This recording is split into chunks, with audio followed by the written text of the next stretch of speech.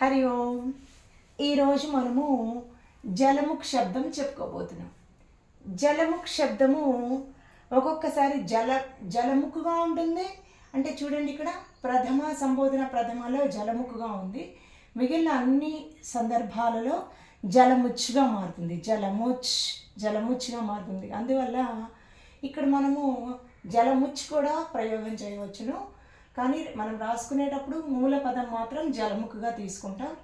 చకారాంతః పుంలింగః జలముఖ్ శబ్దః.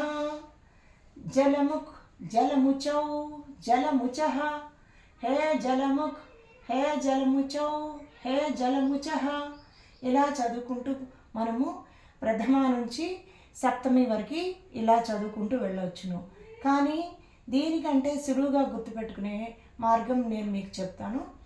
చిన్న simple formula లాగా తయారు చేసుకొని మనము జలముత్ శబ్దాన్ని చాలా సులువుగా నేర్చుకుందాం.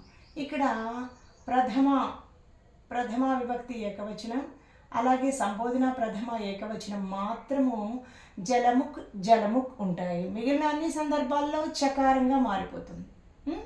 జలముఖ్, హే జలముఖ్, ఇంతవరకు జలముఖ్, హే జలముఖ్. ఇక్కడ నుండి మనము మకారం అంటే చిన్న ఫార్ములా యాడ్ చేసుకుంటాం. ఇవన్నీ కూడా హలంత శబ్దాలు. హల్లులు ఎండింగ్గా ఉన్న శబ్దాలు, హల్లులు అంతంగా ఉన్న శబ్దాలని హలంత శబ్దాలు అంటాం. ఇక్కడ కా అంతంగా ఉంది కాబట్టి కా అంటే హలంత శబ్దం. హలంత శబ్దాలన్నింటికి కూడా మనము ఈ చిన్న ఫార్ములా తయారు చేసుకుంటాం. అదేంటంటే ద్వితీయ ఏకవచనం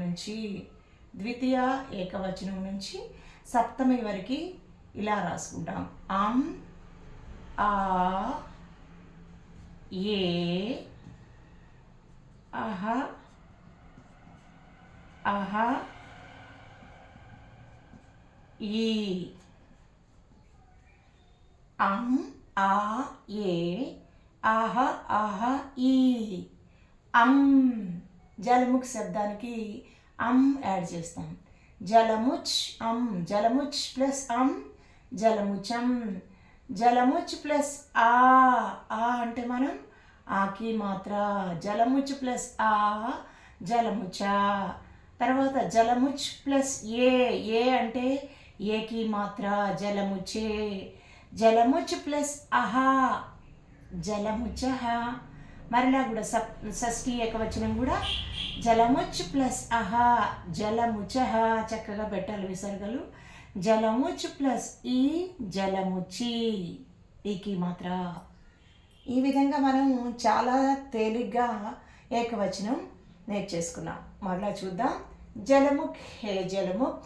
తర్వాత నుంచి జలము అం, ఆ, ఏ, అహ, అహ, ఈ ఫార్ములా పెట్టుకుంటాం. జలముచం, జలముచ, జలముచే, జలముచహ, జలముచహ, జలముచి. ఈ విధంగా మనం ఏకవచనం కంప్లీట్ చేసుకున్నాం. ఇప్పుడు మనం ద్వివచనంకి వెళ్తున్నాం. ద్వివచనం చాలా అంటే చాలా తేలిక. ద్వివచనంలో చూద్దాం మనం. ఇప్పుడు ఔ అంటే ఔకి మాత్ర, ఔ, ఔ, భ్యాం, భ్యాం, భ్యాం, ఓహో, ఓహో మాత్రలు పెట్టుకుంటాం. మళ్ళీ చూద్దాం. ఔ, ఔ, ఔ అంటే జలముచ్ ప్లస్ ఔ, జలముచౌ, హే జలముచౌ, జలముచౌ. మూడు కూడా సమానం. తర్వాత మూడు చోట్ల భ్యాం, భ్యాం, భ్యాం అంటే తృతీయ ద్వివచనం, చతుర్థి ద్వివచనం, పంచమి ద్వివచనం. భ్యాం, భ్యాం, భ్యాం పెట్టుకుంటాం.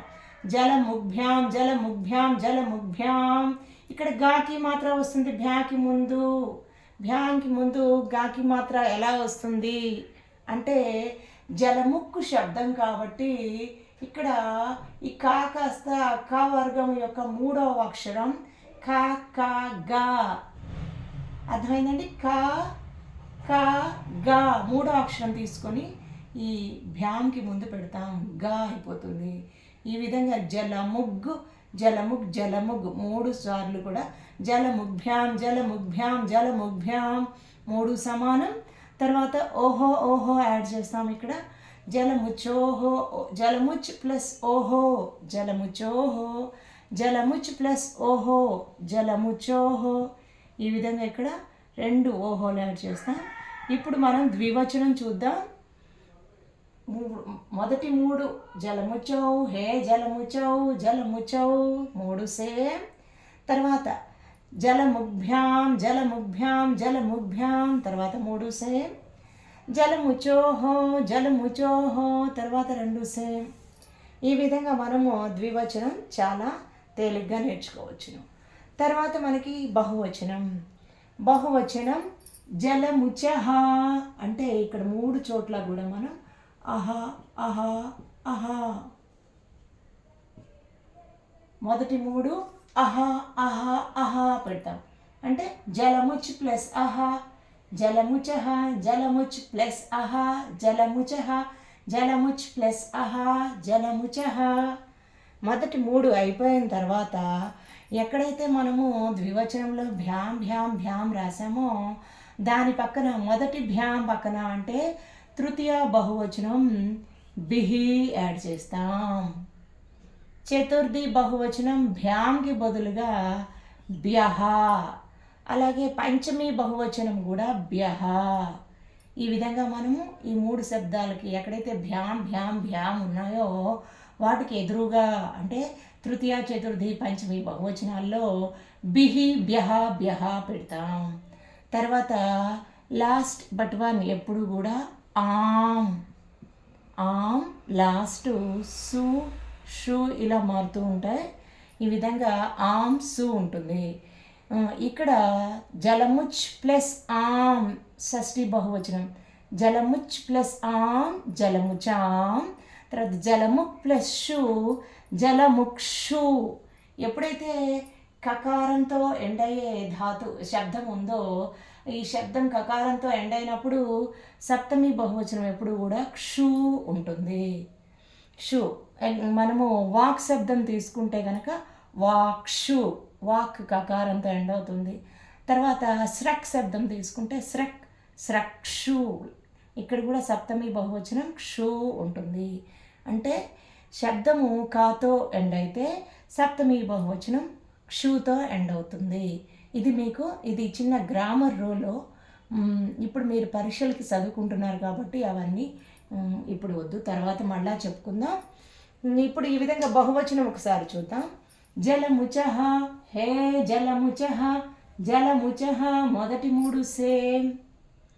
తర్వాత జలముగ్భిహి జలముగ్భ్యః జలముగ్భ్యః బిహి భ్యః భ్యః. తర్వాత లాస్ట్ బట్ 1 ఆమ్ లాస్ట్ క్షు ఆమ్ క్షు. ఈ విధంగా మనం జలముఖ శబ్దాన్ని ఈజీగా నేర్చుకోవచ్చు. అలాగే హలంత శబ్దాలన్నీ కూడా దాదాపుగా ఇదే ఫార్ములాస్ యూజ్ చేసి మనం నేర్చుకుంటాం. ఒకసారి మీరు అన్నీ కూడా హలంత శబ్దాలు చూడండి, ఇలాగే ఉంటాయి. అన్నీ దాదాపుగా ఇలాంటి ఫార్ములాస్తోనే ఉంటాయి. ఈ విధంగా మనం హలంత శబ్దాలను ఈజీగా నేర్చుకోవచ్చు.